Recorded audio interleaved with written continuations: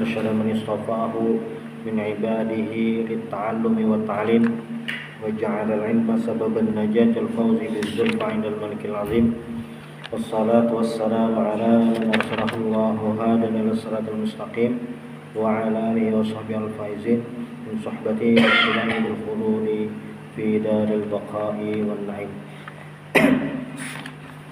Alhamdulillah, di malam hari ini kita bisa kembali melanjutkan pengajian Al-Kabair karangan Al-Imam Az-Zahabi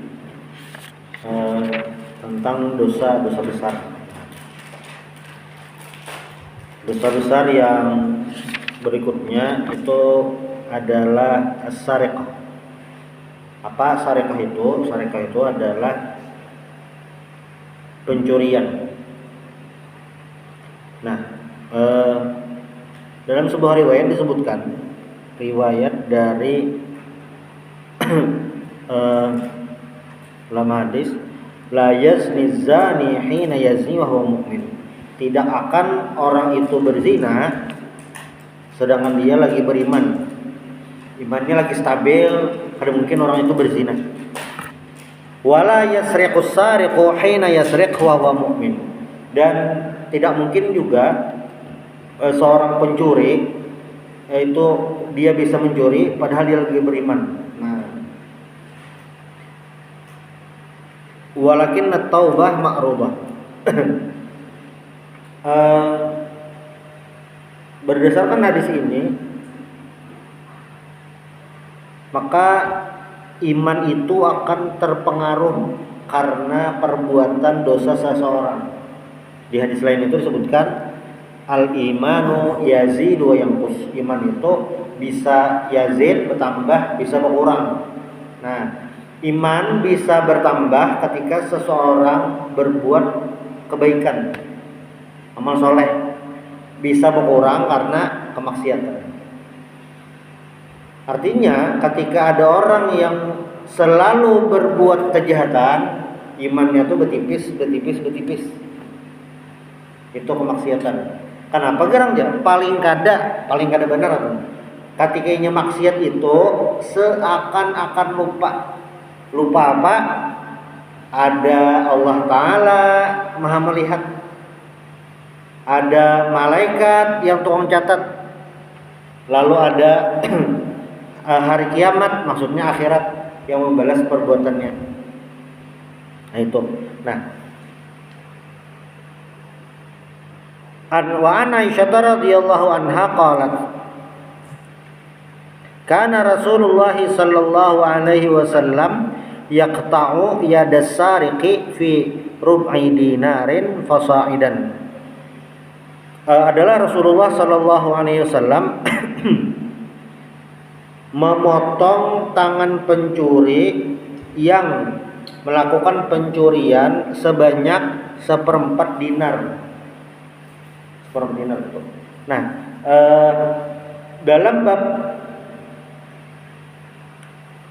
jinayat, jadi di fikih itu kan ada 4 bab besar yang dibahas dalam fikih. Satu masalah ibadah, yang kedua masalah muamalah. Muamalah itu interaksi, jual beli, sewa menyewa, pinjam meminjam, nah, transaksi. Lalu ada munakahat, pernikahan.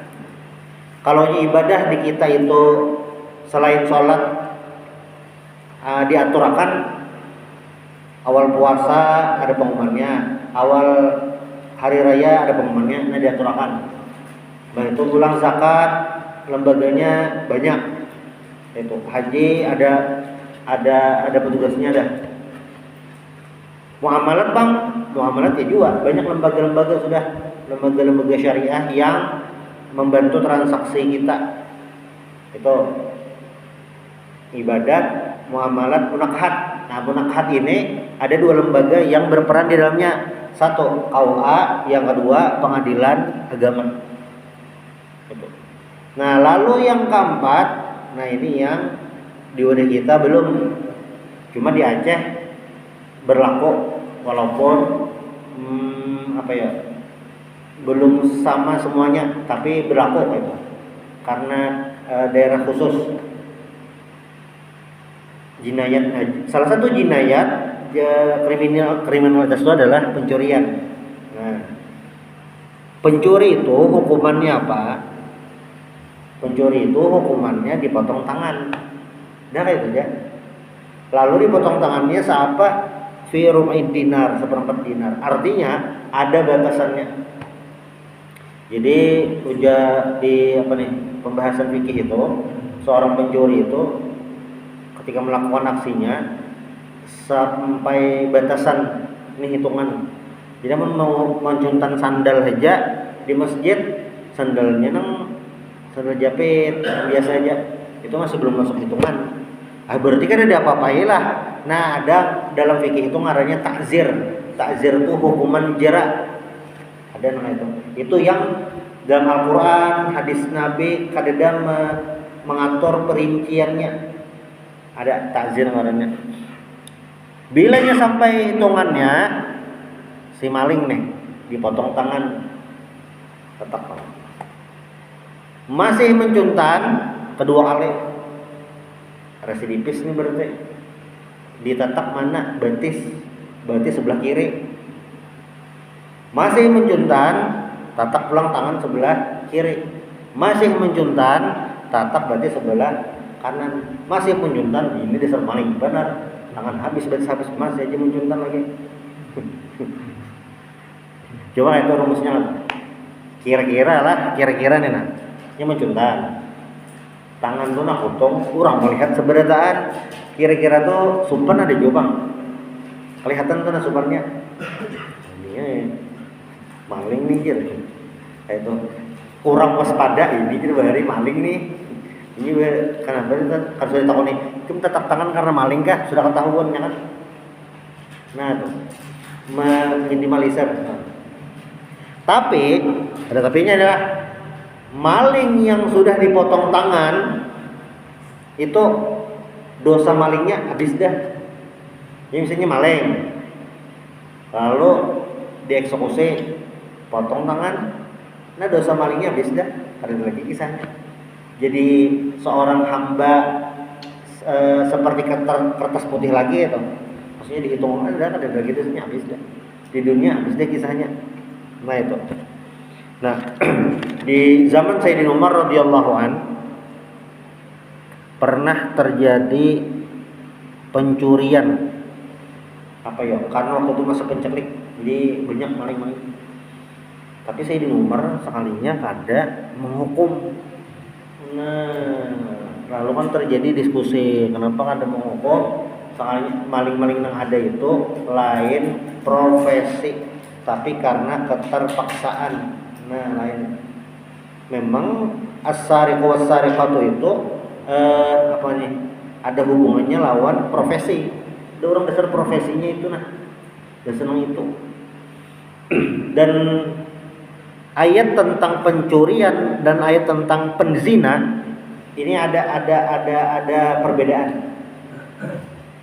Kalau ayat pencurian diawali dengan sigat mudzakkar, as-sariqu was-sariqatu. Sariq itu pencuri laki-laki, sariqah pencuri perempuan. Tapi kalau nyimpan zina, perempuan berdahulu, bini dulu. Az-zaniyatu waz-zani. Az-zaniyatu waz-zani perempuan dulu, baru laki-laki. Nah, ini menurut ulama kenapa jadi dibedakan? Karena masing-masing pekerjaan ini memiliki perbedaan dalam hal jumlah orang yang melakukannya. Ibaratnya tuh kayak ini maling lakian terbanyak daripada maling bebinian. Penzina perempuan lebih banyak daripada penzina laki-laki. Kayak itu. Dalam sebuah riwayat, ini di zaman Nabi lah. Biasanya kalau membahas hadis atau bab tentang pencurian, hadis ini kada tertinggal kisahnya. Wa Aisyah radhiyallahu anha qalat kana Makhzumiyah tasta'irul mata wa tahjuduhu fa marra Nabi sallallahu alaihi wasallam biqat'i yadiha fa ata ahluha Usamah bin Zaid fa kallamu fiha fa kallama Nabi sallallahu alaihi wasallam. Jadi ada sebuah kejadian riwayatnya tuh banyak, cuma intinya kayak ini bebinian bangsawan itu, namun dalam bahasa kita perempuan berdarah biru. Nah, inya menjuntan perhiasan orang, dan hitungannya tuh sampai atau melebihi dari rubuh dinar tadi, juntan. Dan dipastikan ponisnya potong tangan. Udah, ibaratnya ada yang eksekusi aja lagi gitu. Sudah terbukti ada yang eksekusi lagi. Ini perempuan darah biru ya Pak. Sopan benar. Lalu keluarga perempuan tadi mendatangi Usamah bin Zaid. Usamah bin Zaid ini gelarnya hibbi Rasulullah. Kan abahnya Usamah ngarannya Zaid. Zaid itu adalah Zaid bin Harithah. Zaid bin Harithah ini anak angkat Nabi. Yang dahulu sempat dikiau Zaid bin Muhammad. Karena di tradisi bangsa Arab itu waktu jahiliyah anak angkat kawa dianggap anak kandung. Nah, makanya sempat dikiau Zaid bin Muhammad sampai turun ayat melarang itu sehingga ngarannya dibolehkan jadi Zaid bin Harithah. Cuma intinya ini anak angkat Nabi. Digaduh Nabi gitu. Nah, Zaid bin Harithah ini beisian anak, jadi sidin kawin lawan Ummu Aiman, beisian anak ngarannya Usamah bin Zaid. Nah, ini kesayangan Nabi juga si Usamah nih. Makanya hibbi Rasulullah, kesayangan Nabi lah. Makanya si keluarga perempuan ini memandiri Usamah.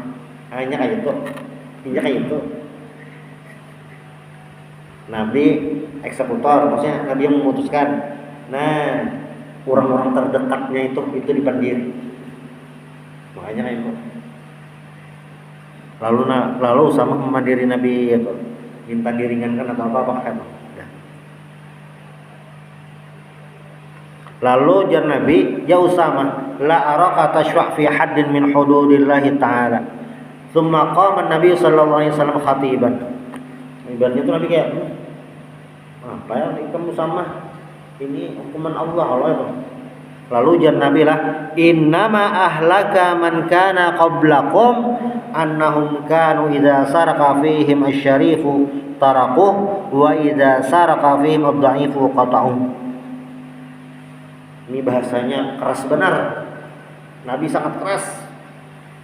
Gergitan benar Nabi. Usamah tuh mendengar ini kayak pancat benar jadi mahajar. Kayak karena tiwas benar dah. Ada bumbuh lagi istilahnya. Ujar Nabi lah, innama ahlaka man kana qablakum, sesungguhnya binasa orang sebelum kalian yang mana mereka itu idza saraka fihim asy-syarif tarakuh. Apabila nang menjuntan ini orangnya memiliki kedudukan, pangkat, memiliki posisi, tarakuh kada dihukum. Bila orangnya itu bedahi, berarti bedahi Bang. Orangnya bisi pangkat, orang bedahi itu. Bisi pangkat, nah ini orang bedahi. Tarakuh kada dia apa-apai, lolos dari hukuman. Wa idza sarqa fihim ad-dha'ifu qata'uh.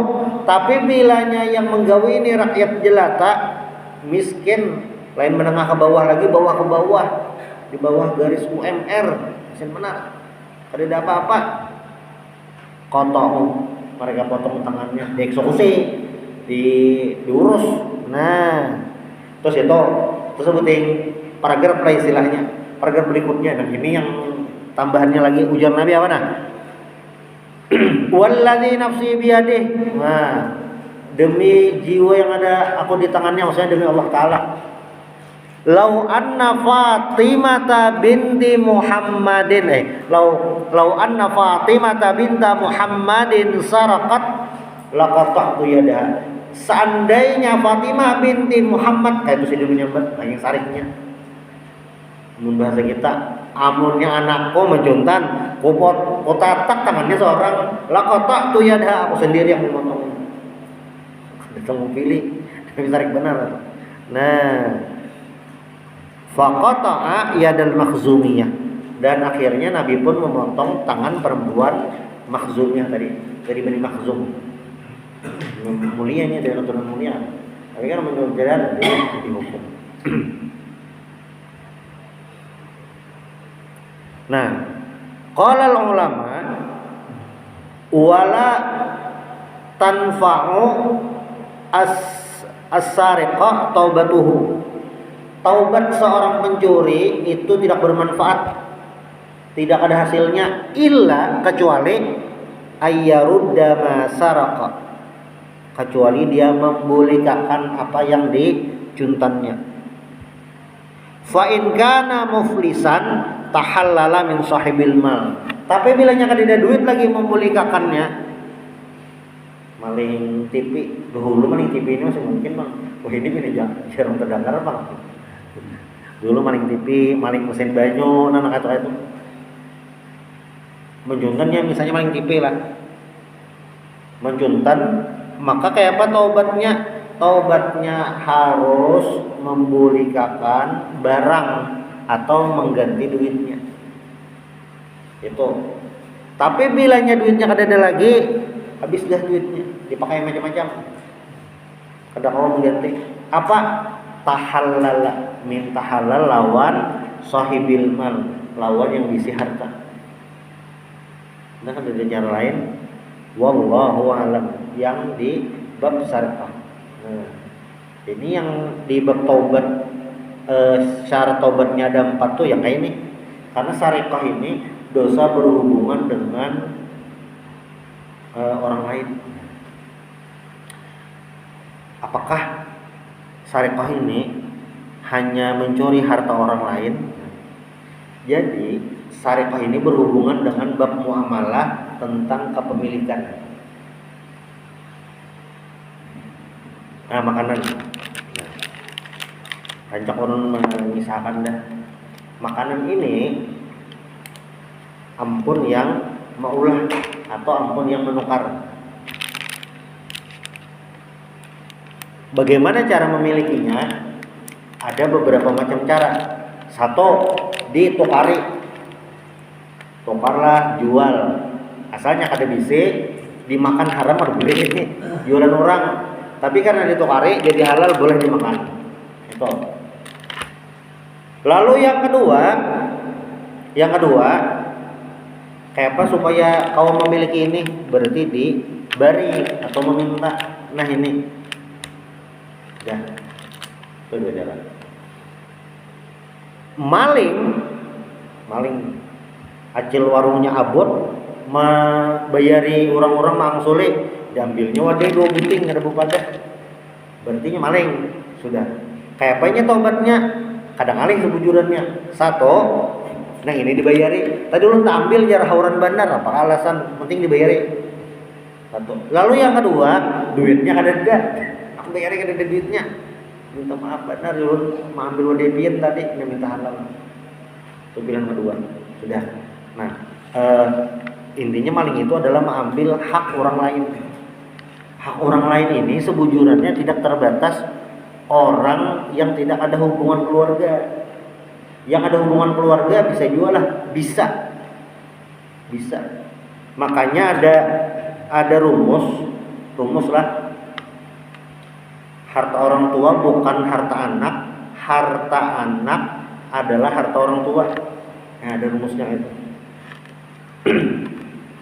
Terus penting. Lalu yang kedua, masalah harta ini juga berhubungan dengan kepemilikan keluarga yang berhubungan dengan harta warisan.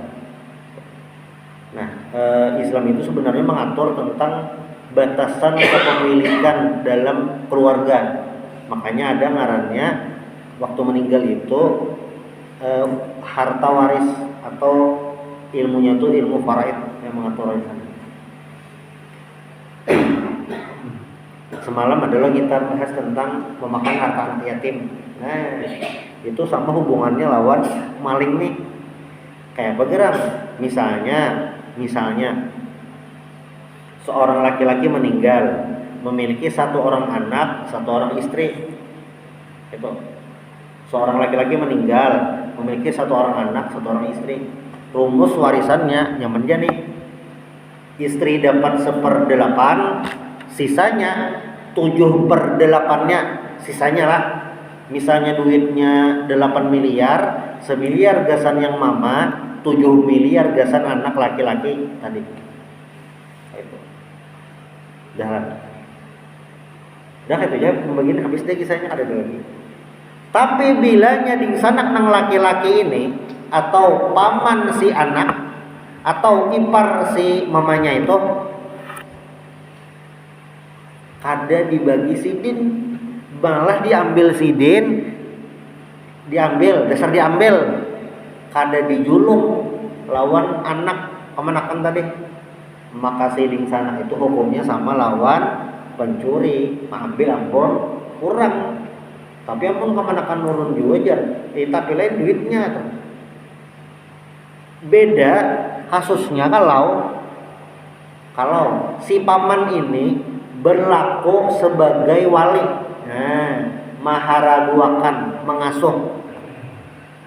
Ada dua kemungkinan nih, satu misalnya nang laki-laki tadi atau nang abah tadi meninggal, lalu nang si paman atau ding sanak almarhum ini mengikuti menguasai duitnya, ditakoni, pian menguasai duitnya apa kisahnya? Aku yang jadi wali anak ini, aku yang mengongkosi. Kenapa? Sebujurnya mengongkosi bang, mengaturakan duit nang anak. Nah ini berarti posisinya sebagai wali. Boleh lahnya makanya boleh, tapi standar untuk mengasuh anak tadi. Mentangan duitnya 7 miliar, 1 miliar dipakai ke semua Alphard. Pesan seorang maharaguna ketim ini ngalih jar Alphard langsung biki gitu kan. Itu lain. Maksudnya standar yang besar anak. Misalnya perlu ditukarkan mobil standar gitu. Larang HP. Tukarkan nang iPhone 20 belum sampai bang. Udahnya masih anakan lagi gitu kan. Itulah. Nah, itu yang pertama. Kemungkinan pertama. Kemungkinan kedua. Nah, papi mengikuti duitnya tadi. Kada ya, aku ada. Oh kan ting sanaknya. Nah, ambil dah. Kata ada ambil. Kan ada 8 miliar nih yang dibagi. Untuk yang istri 1 miliar, 7 miliar gasan si anak. Sekalinya 1 miliar dijulungnya ke istri. 3 miliar gak senang anak, sisanya 4 miliar saya din mengambil hak ding sanak jar. Nah kalau paman yang beradu tadi misalnya ada kemakan untuk